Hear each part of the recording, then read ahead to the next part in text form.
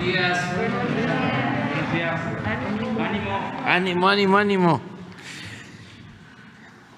Bueno,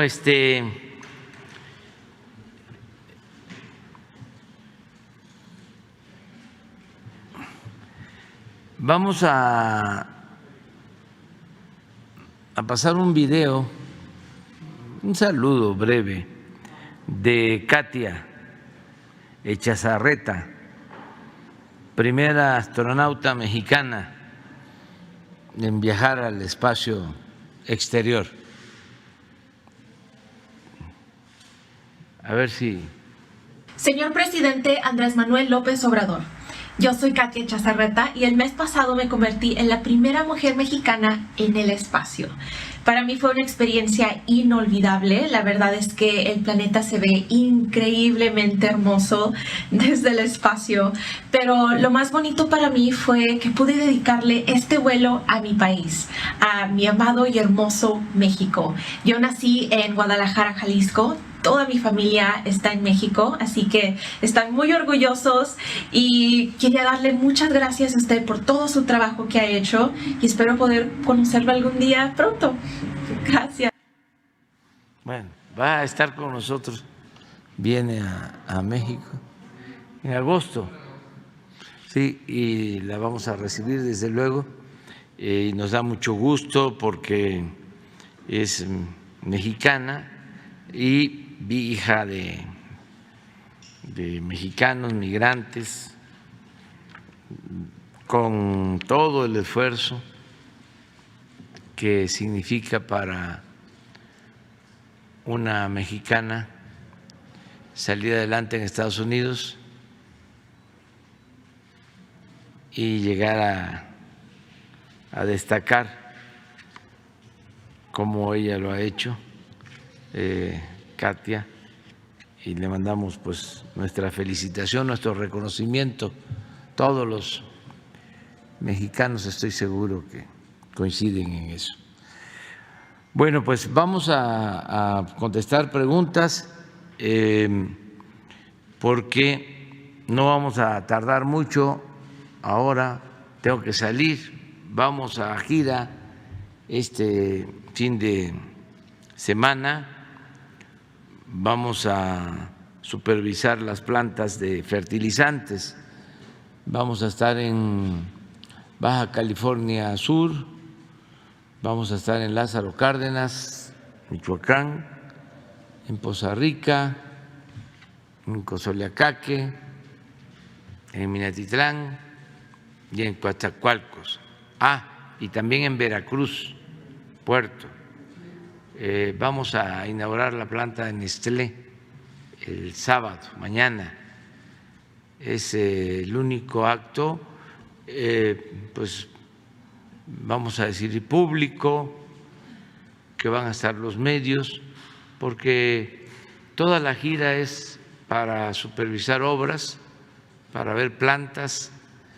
Ya hemos hablado de la importancia de que se reactive la producción de fertilizantes, porque necesitamos los alimentos, producir en México lo que consumimos, igual como se está haciendo con los energéticos, con las gasolinas, con el diésel, lo tenemos que hacer con los alimentos para no importarlos, no depender del exterior, producir aquí el maíz, el frijol, el arroz, el trigo, desde luego las aves de corral, pollos, huevos, el cerdo, el ganado vacuno, en fin, lo que se consume en nuestro país, la leche, que logremos la autosuficiencia. Eso es muy importante.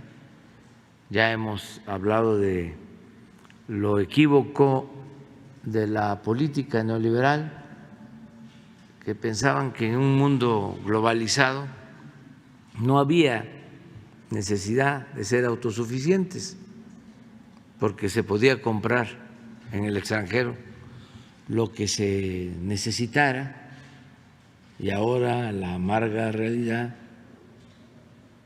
nos está señalando, nos está enseñando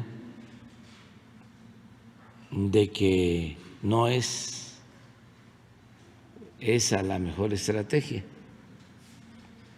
Desde luego no podemos cerrar nuestras economías, pero procurar producir lo básico para ser independientes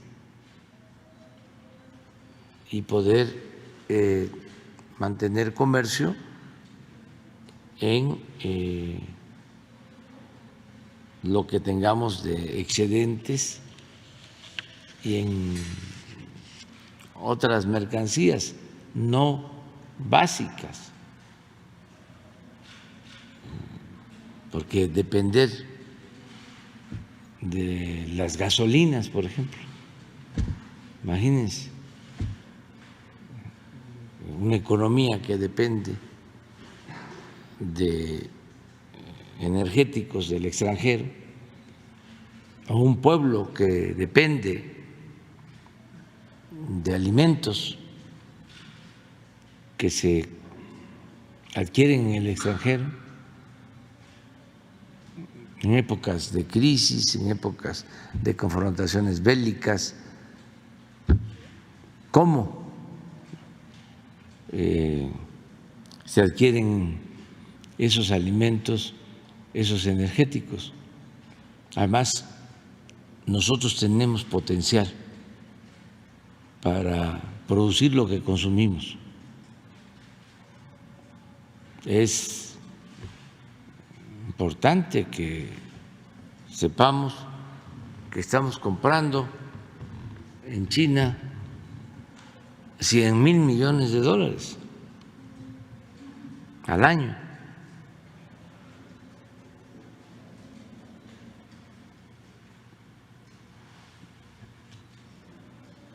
Para tener una idea de esto, las remesas van a llegar este año y esperamos que así sea, gracias a nuestros paisanos, a los 60,000 millones de dólares. Pero estamos importando 100,000 de China. Entonces, sí necesitamos impulsar más la producción, y por eso los fertilizantes. Antes éramos autosuficientes y ahora pues estamos comprando alrededor del 80% de los fertilizantes que necesitamos. El propósito que tenemos en el gobierno que represento es que podamos aumentar la producción de fertilizantes solo con las empresas públicas de Pemex, empresas que se adquirieron a precios elevadísimos, se tienen deudas por la adquisición de esas empresas y además en muy mal estado, que las tenemos que reconstruir, pero queremos con este plan de modernización de las plantas de fertilizantes, queremos tener una producción del 50% del fertilizante que necesitamos.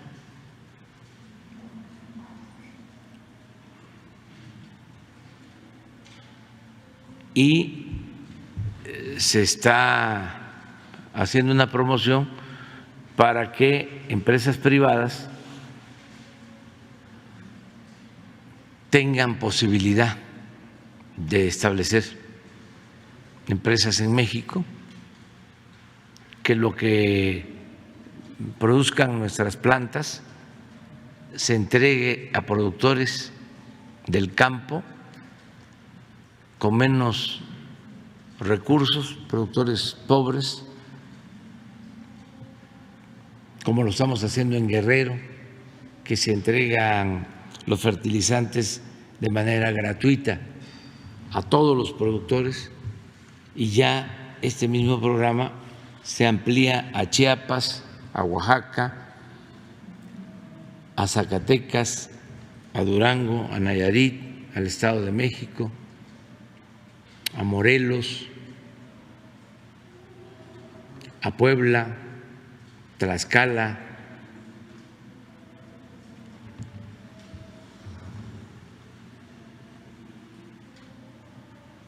lo que se produzca va a ser para apoyar a productores pequeños, y vamos a dar facilidades para empresas que puedan producir fertilizantes para el mercado.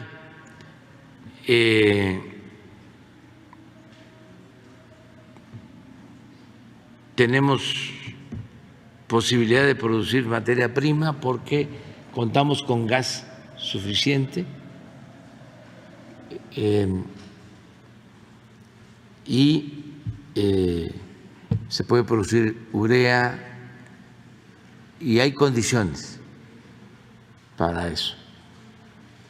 Ya se llevó a cabo una consulta en Topolobampo, en Sinaloa, para que una empresa alemana se establezca. Se hizo una primera consulta, hubo una inconformidad, un amparo, se ordenó del Poder Judicial que se hiciera otra consulta, se terminó ya la semana pasada. De 13 comunidades, 12 aprobaron, y una no es que no hayan aprobado, sino no participaron, pero ya está resuelto la cuestión legal, y queremos hacer lo mismo en el Golfo, poder promover cuando menos 2 plantas grandes para producir fertilizantes. Entonces a eso voy, básicamente. Quedó Sheila. Sí. Bueno, nada más, Sheila. sí. Y ya después ya. Bueno, de una vez, ustedes 3 y 3 ya. Hasta ahí vamos a llegar, creo yo. Buenos días, presidente. Shaila Rosagel, corresponsal de Grupo Gil y El Imparcial de Sonora, La Crónica de Mexicali y Frontera de Tijuana. Presidente, pues en primer lugar me gustaría que ahondara un poco más sobre lo que anunció ayer del el compromiso que se hizo en las pláticas con el presidente Biden de incrementar las visas de trabajo para migrantes. Usted hablaba ayer que considerablemente se incrementarán estas visas. Ayer el embajador Moctezuma dio a conocer que serán unas 260,000 visas para migrantes mexicanos del sector agrícola, pero me gustaría que nos diera, si tiene los datos de cuántas visas aproximadamente serían en total. Entiendo pues que usted ha solicitado también no solo para mexicanos, sino para también centroamericanos. Entonces, ¿cómo se dividirían estas visas? ¿Para qué tipo de trabajo? Si nada más es para el sector agrícola, si es para otros sectores. ¿Cuándo, presidente, sobre todo, cuándo iniciarían a otorgarse estas visas? Bueno, firmamos un comunicado conjunto y ahí viene el compromiso del incremento de las visas temporales de trabajo para mexicanos y para Centroamérica. Le voy a pedir al secretario Marcelo Ebrard que informe sobre los acuerdos básicos, lo que se logró con la visita, porque sí hay el compromiso de aumento de las visas de trabajo, inversión también para Centroamérica, para los programas de bienestar, inversión para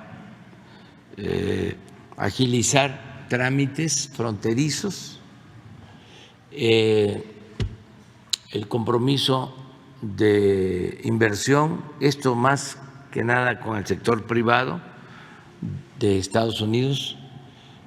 Van a invertir 40,000 millones de dólares, fundamentalmente en el sector energético.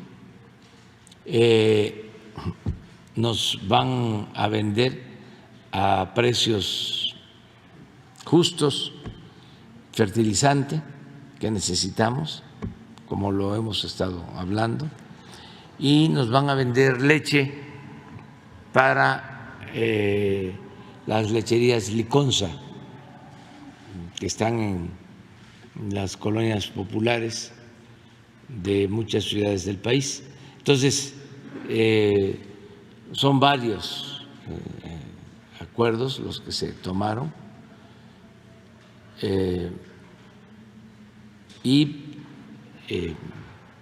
compromisos de trabajar juntos por parte nuestra. Pues ofrecimos que vamos a mantener abierta la frontera para que los automovilistas de Estados Unidos puedan cargar gasolina en las ciudades fronterizas de México. Ofrecimos también poner a disposición de Estados Unidos, en el caso que se requiera, esto para el invierno, porque tenemos que estar pensando hacia adelante, un gasoducto que se tiene por la frontera desde Texas, desde Juárez hasta California, por si se requiere transportar gas, y nuestra disposición a seguir trabajando de manera coordinada con el gobierno del presidente Biden. Yo expresé de que en 8 meses nos hemos encontrado 2 veces. Es un hecho que viene en noviembre. De nuevo, en México se va a llevar a cabo la cumbre de los 3 países de América del Norte para revisar lo del tratado.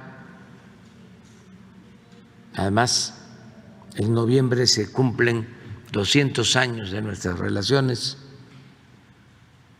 como naciones, como países. El 12 de diciembre, para ser exactos, el 12 de diciembre de 1822 se estableció la relación económica, política, diplomática entre México y Estados Unidos. Gracias, presidente. ¿Y para cuándo podría el secretario Marcelo Ebrard comentarnos sobre las visas? Yo creo que la semana que viene ya va a estar aquí. Él anda en una gira. Se quedó en Estados Unidos viendo cosas, precisamente estos acuerdos y le vamos a pedir que esté con nosotros. Puede ser el martes próximo. Gracias, presidente. También habló sobre la regularización de migrantes, que usted lo propuso. Ayer hablaba de que era un tema pues que se tenía que hablar de la regularización de migrantes que viven allá. ¿Hubo algún compromiso en concreto del presidente Biden ante esta propuesta en sus conversaciones privadas? Bueno, se avanzó en lo de el aumento en las visas temporales de trabajo y quedó planteado la necesidad de que se regularice a los mexicanos que llevan años trabajando en Estados Unidos. Se lo propuse abiertamente, públicamente, y también cuando platicamos de que era necesario el que se regularizara a nuestros paisanos, y de ahí viene mi planteamiento respetuoso acerca de que no hay que continuar con la misma política de temor a que esas medidas no sean bien vistas por sectores de Estados Unidos y afecten en lo electoral, como hay elecciones en noviembre. Yo opino lo contrario. Yo opino que la gente lo que está buscando son definiciones. La gente lo que quiere es que las cosas verdaderamente cambien, no seguir con la misma política de siempre, no seguir con más de lo mismo. ¿Desde cuándo llevan con temor a reconocer de que hacen falta trabajadores en Estados Unidos? Décadas. Hasta en la Segunda Guerra Mundial, que las Fuerzas Armadas de Estados Unidos reclutaron a ciudadanos para ir a la guerra y que hacían falta brazos, fuerza de trabajo, lo negaban. ¿Por qué? Ese comportamiento, entre otras cosas, porque también hay cuestiones de tipo racista,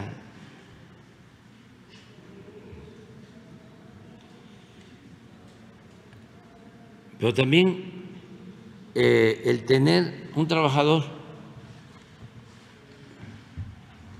no regularizado permite a empleadores sin escrúpulos pagarles menos y poder despedirlos cuando les da la gana. Pero es gravísimo el que este asunto no sea atendido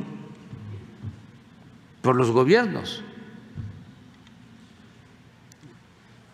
y que se quede en manos de particulares.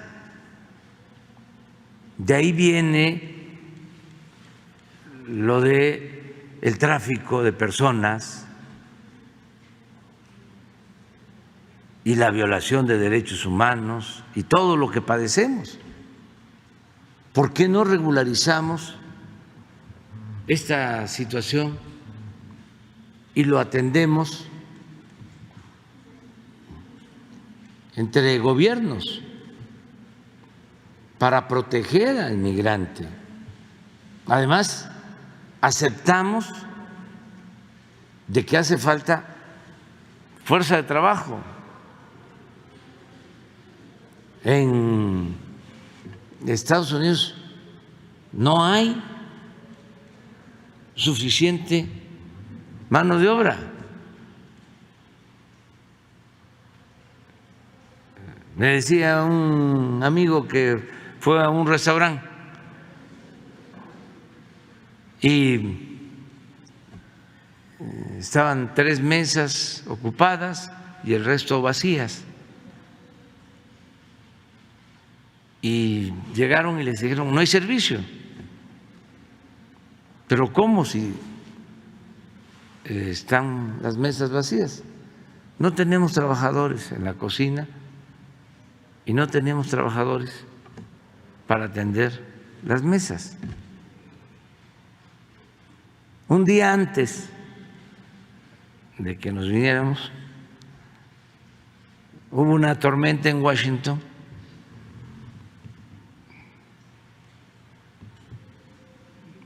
y ya había salido de plataforma el avión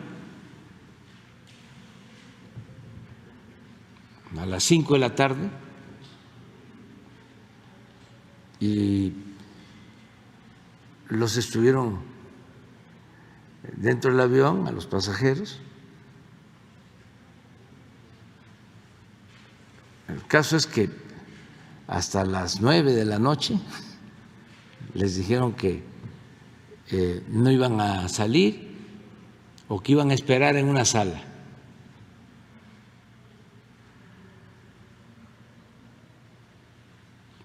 Y terminó saliendo el avión a las 12 de la noche. Esto fue el martes. El avión de Washington a México. Y tuvieron que esperar porque no habían trabajadores para atender a los pasajeros.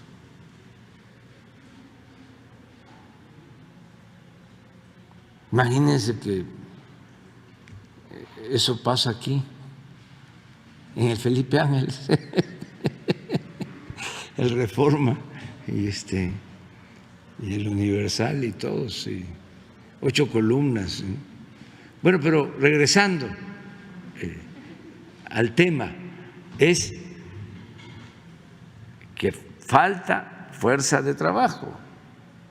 Entonces, ¿por qué no se regulariza y se le da certidumbre a la gente que ya está ya trabajando honradamente? Además, son excepcionales. Bueno, aquí está el caso de la astronauta mexicana. Es de lo mejor que hay. El mexicano, la mexicana que está de migrante en Estados Unidos, son luchonas, luchones, gente con mucha responsabilidad, trabajan 2 turnos, los que están en Estados Unidos. Recuerdan los tiempos de las camas calientes de la época de la expropiación petrolera, cuando los trabajadores mexicanos sacaron adelante la industria petrolera, porque decían los dueños de las compañías petroleras extranjeras que los íbamos a ir a buscar, porque no íbamos a poder los mexicanos echar a andar la industria petrolera nacional. Y sí se logró. Y llegaban a descansar a los cáteres, a las camas, y hablaban de las camas calientes porque se paraba uno a trabajar y llegaba otro. Y esto hacen muchos en Estados Unidos, 2 turnos. Y rentan una casa y ahí están 10, 20 en literas. Y trabajando. Además, fíjense que le aprobaron al presidente Biden en el Congreso más de $1 billón, 1.2 billones de dólares para infraestructura.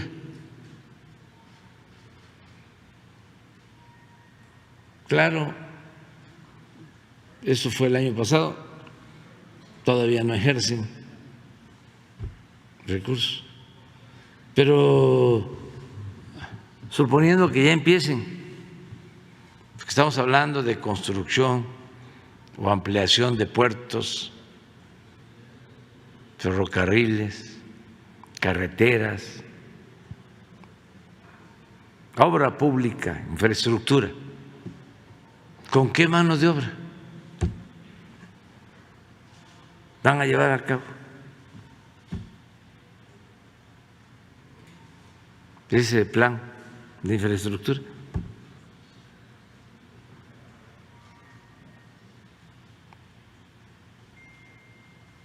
Entonces, es atreverse a decir, esto es lo que nos pasa, necesitamos crecer, producir para atender en el fondo el fenómeno migratorio y al mismo tiempo ayudarnos y que tengamos una economía fuerte.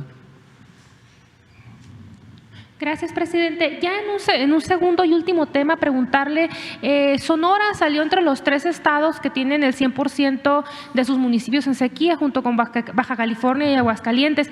Preguntarle, presidente, qué proyectos o qué apoyos está realizando su gobierno para evitar que en Sonora, en algunos municipios, suceda lo mismo que en Monterrey. Esa sería mi última pregunta. Pues en todo lo que se pueda ayudar al gobernador Alfonso Durazo, se les está apoyando. Él tiene un plan para que no falte el agua.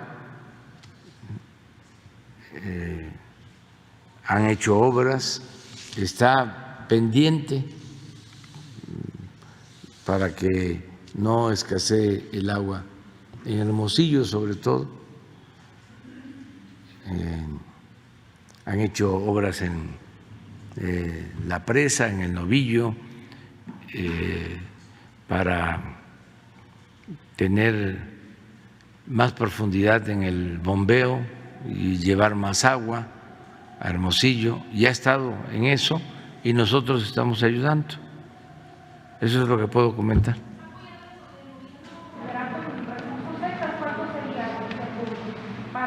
No tengo el dato, pero sí todo lo que es con agua está ahí ayudando, en el caso de Sonora. Sí. A ver, aquí.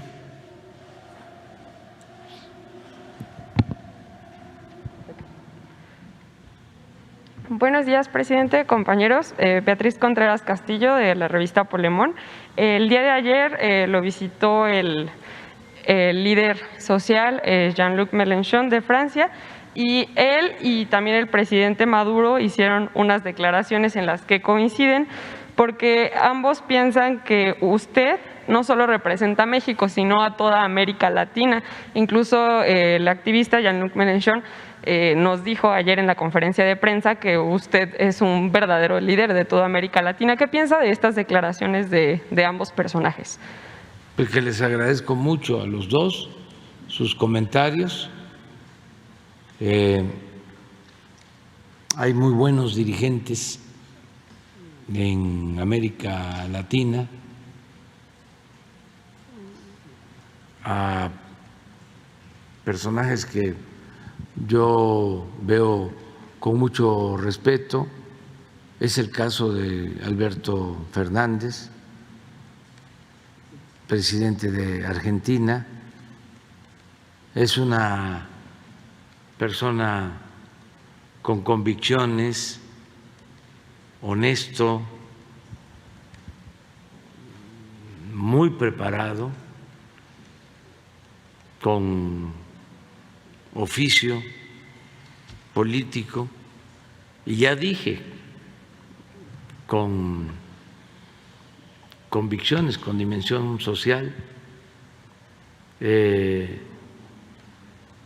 presidente de Bolivia, Luis Arce,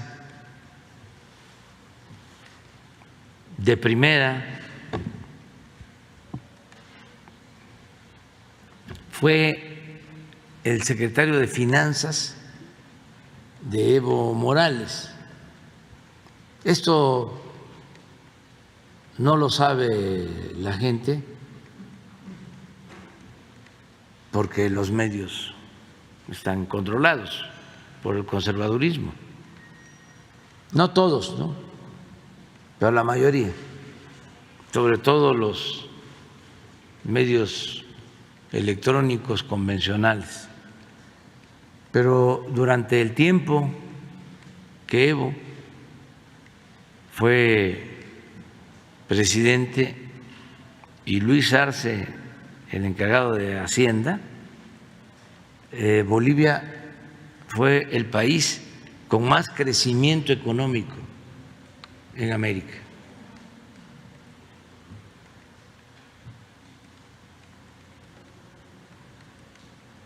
Y ahora, gracias al pueblo boliviano, sobre todo a la gente humilde, después del golpe de Estado,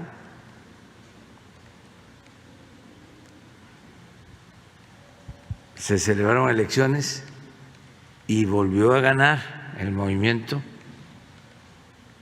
encabezado por Evo Morales, el MAS, y los que votaron porque continuara en el gobierno el mismo equipo, los que votaron por Luis Arce, fueron los más pobres, los indígenas. Fue un ejemplo,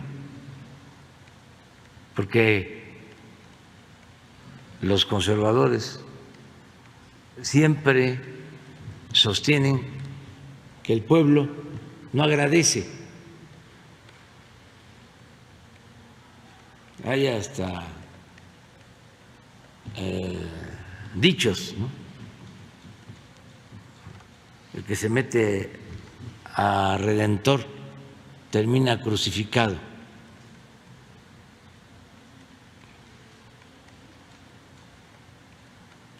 Esa es la mentalidad conservadora. Es decir, el pueblo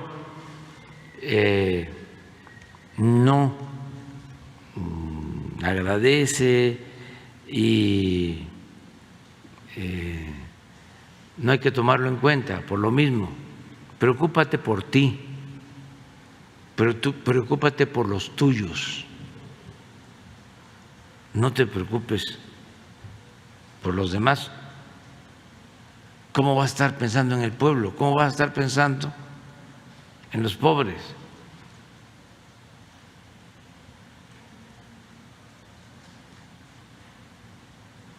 Además, dime con quién andas y te diré quién eres.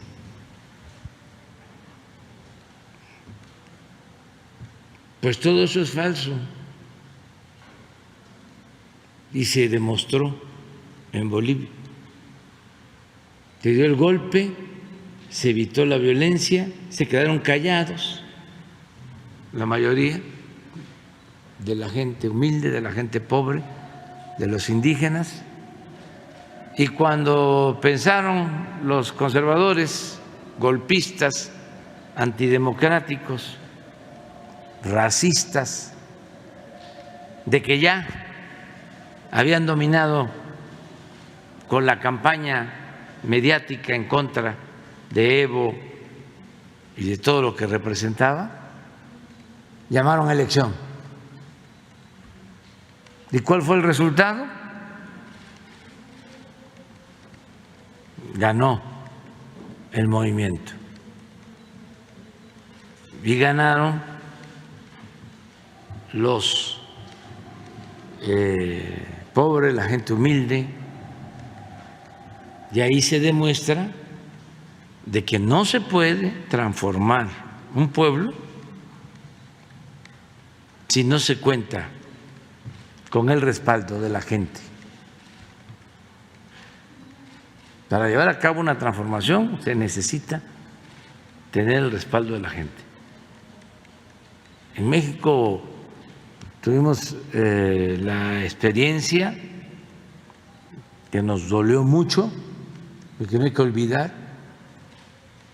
de cómo el conservadurismo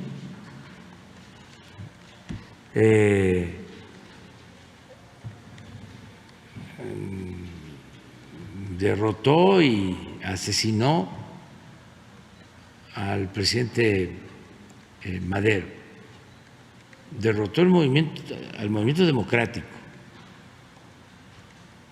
y asesinaron al presidente Madero.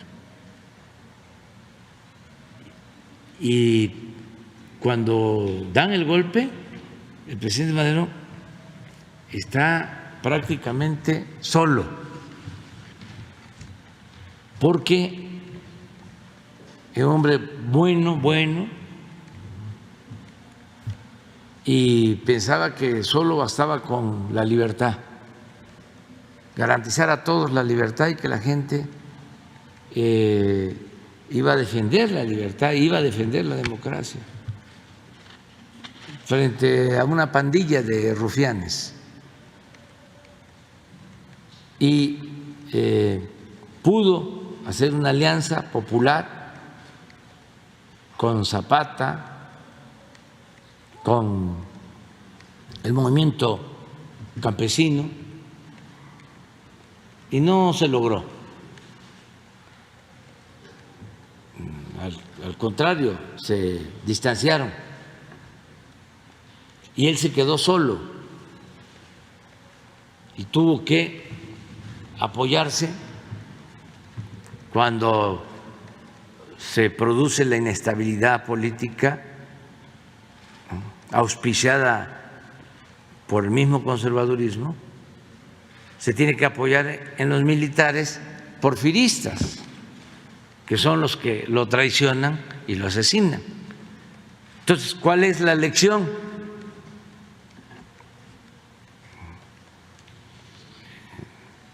Que nos dejaron esos acontecimientos lamentables, de que hay que apoyarse en el pueblo.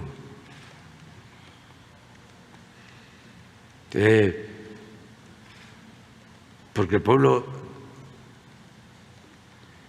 sí es un pueblo agradecido. Estoy hablando en términos políticos. Además, en términos humanos, no hay duda de que se tiene que ayudar al más pobre.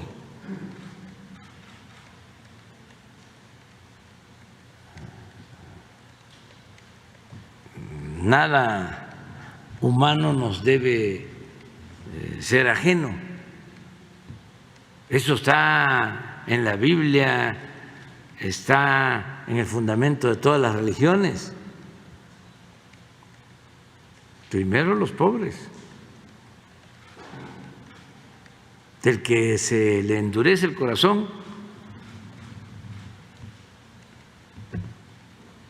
puede ser feliz de manera momentánea, efímera, pero no siempre. Acuérdense del cuento de Tolstoy sobre el hombre más feliz de Rusia.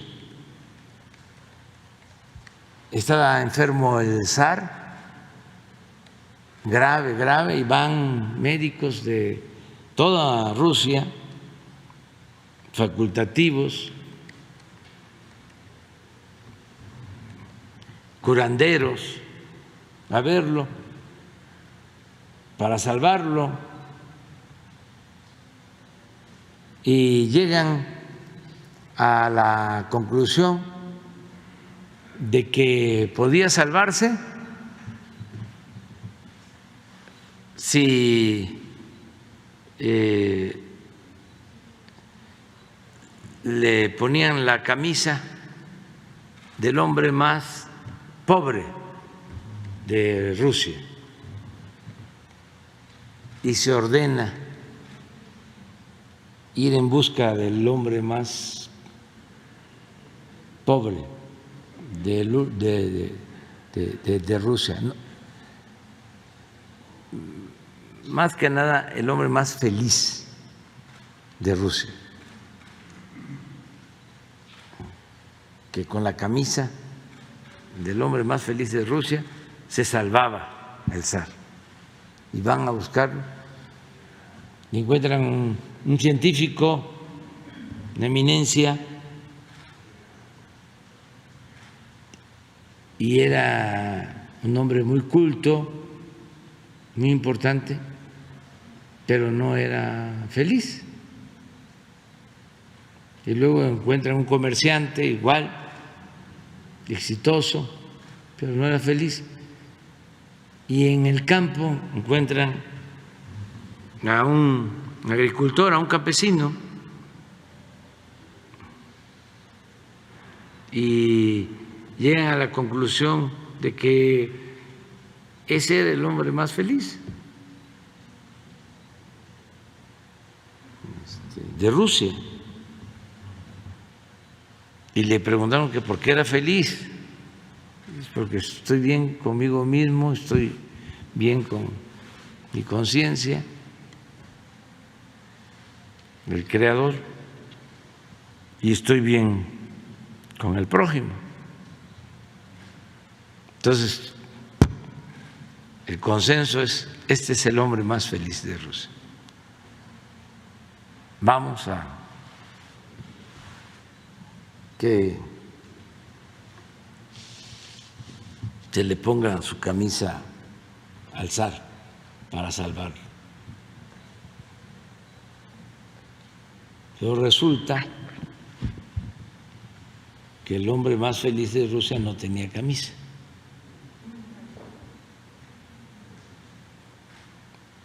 O sea, ese es el cuento. La felicidad no necesariamente tiene que ver con lo material. Entonces, por eso hay ese ejemplo, esa lección de Bolivia, de la gente humilde, de la gente pobre. Y, por ejemplo, Lula, un gran dirigente, ahora que nos visitó, nos conocimos desde hace muchos años, y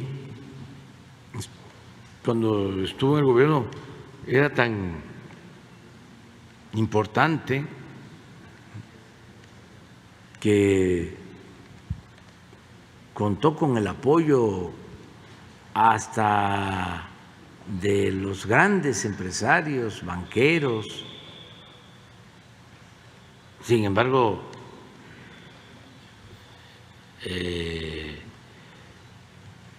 los conservadores querían destruirlo y lo encarcelaron injustamente, le inventaron delitos y lo quisieron destruir, estuvo en la cárcel y se elevó el conservadurismo. Al final se da a conocer que todo era falso.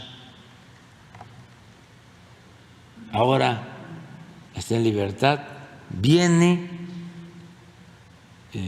a visitarnos, platicamos. Es un hombre excepcional, extraordinario,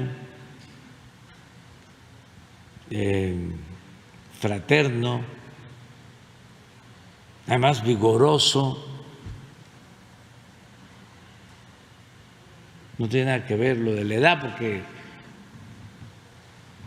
eso de ser joven o ser viejo tiene que ver más con el estado de ánimo de las personas. Entonces, es mayor, pero está lleno de entusiasmo, muy feliz, y yo lo veo muchísimo mejor que antes como dirigente. Es admirable. No debo de meterme pues a decir más cosas porque van a haber elecciones, pero es una opción, una alternativa, una bendición para ese país y ese pueblo hermano. Entonces, sí hay dirigentes muy buenos. Ahora que gana Petro en Colombia, también, imagínense, un hombre que fue amenazado de muerte y sale adelante, enfrentando una situación muy difícil, porque nos quejamos del conservadurismo de México, pero eso es un asunto mundial. El pensamiento conservador está en todo el mundo y hay países en donde está más arraigado y es más rancio. No solo en América, en Europa. Los de nosotros son hasta progresistas en comparación con otros. Estamos viendo lo que está sucediendo en Europa, ¿no? Y es preocupante. Acabo de poner un mensaje porque surge un movimiento joven de mujeres, de hombres entusiastas, con deseos de cambio, muy inteligentes, el movimiento que se conoce como Podemos, y la reacción que viene de tiempo atrás, los ponen en el banquillo de los acusados y empieza una campaña contra ellos infame, de desprestigio de todo el conservadurismo, y es un conservadurismo extremista,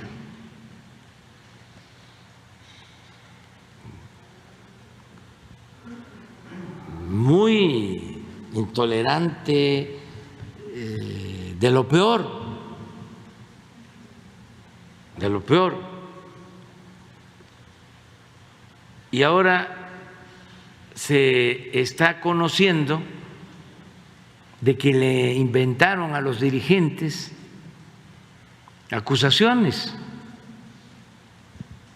Y en esto también participaron medios de información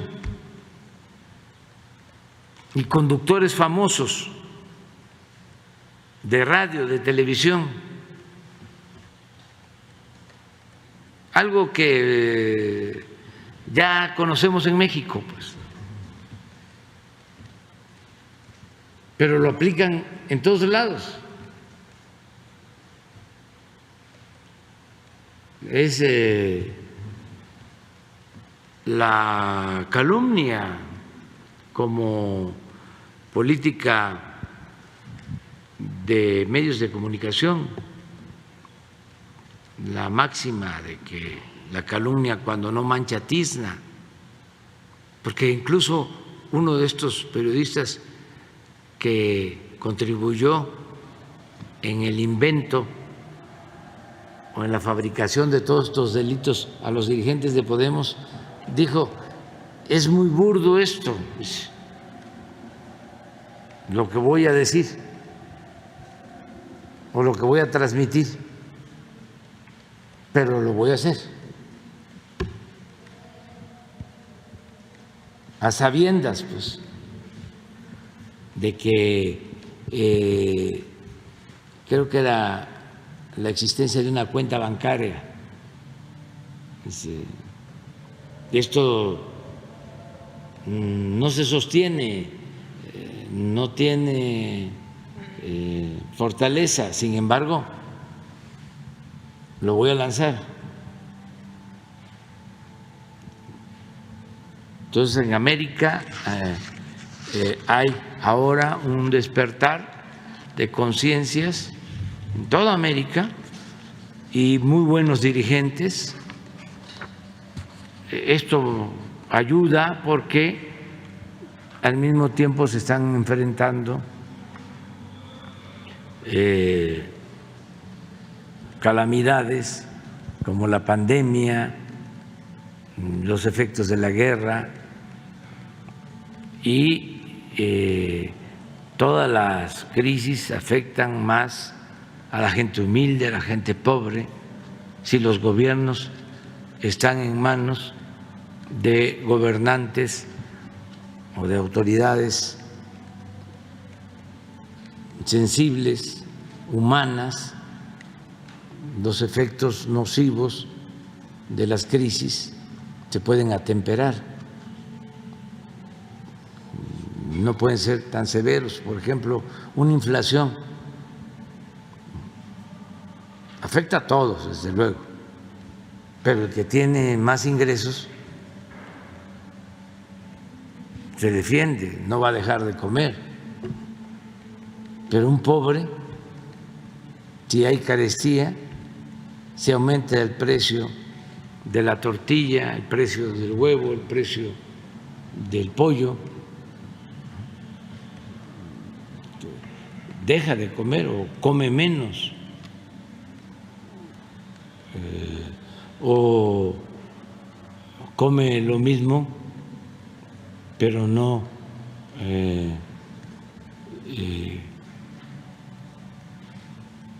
con la nutrición que se requiere,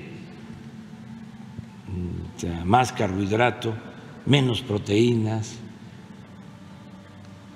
Entonces, el que haya gobiernos que representen al pueblo ayuda mucho. Melechón decía ayer algo que decía que cuando hablaba de nosotros, hay una cosa rara, dice, en México. Hay un presidente que defiende a los pobres. ¿No les parece muy raro?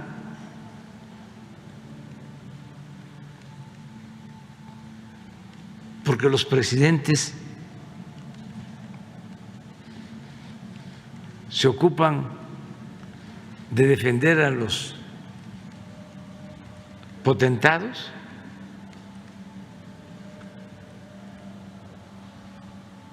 Lo decía de otra manera, pues, pero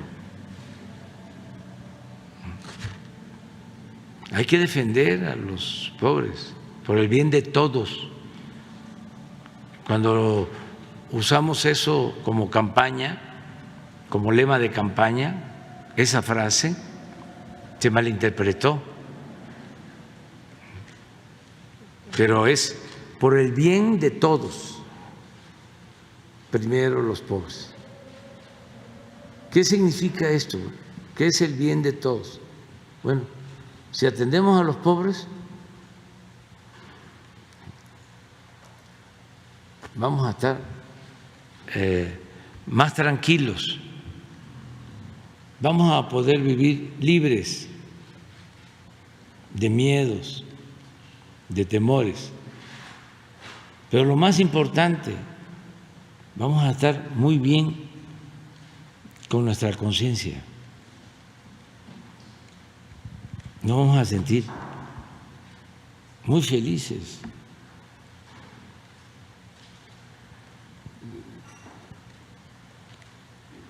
Y eso es lo que debemos de buscar.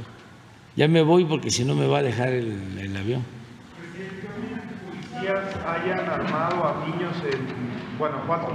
No estoy de acuerdo en eso. No estoy de acuerdo. Eso lo hacen en otros países.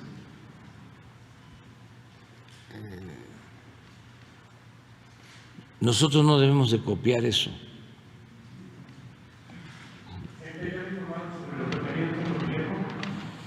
Todavía, pero es probable que ya informe el gobierno de la ciudad. Te lo dejamos al gobierno de la ciudad y nos vemos el lunes. Nos vemos el lunes y los que quieran acompañarnos el sábado en Veracruz, que se va a inaugurar la planta de Nestlé. Presidente, los empresarios lácteos de Jalisco se quejan de que este acuerdo que se tomó con el presidente Biden de la leche en polvo los va a desplazar, siendo que usted había prometido que se iba a tomar en cuenta a los empresarios mexicanos productores de leche. No, se les va a seguir comprando la leche a un precio justo a todos los productores, hay precio de garantía, tenemos para comprar toda la leche, pero nos hace falta, o sea, no somos autosuficientes y no queremos que nos falte la leche. Sí, lo que falta para que no tengamos desabasto, ¿sí? Y podamos mantener los precios en las lecherías Liconza. ¿Garantizaron entonces de que no va a afectar a los productores mexicanos? No, para nada. Se mantiene el precio de garantía, que lo hemos estado incrementando para que ellos se beneficien. Bueno, nos vemos. Por favor los invito a suscribirte a mi canal de Emanuel Maldonado, compartir flecha hacia la derecha y activo la campana todas, dale pulgar hacia arriba, muchas gracias.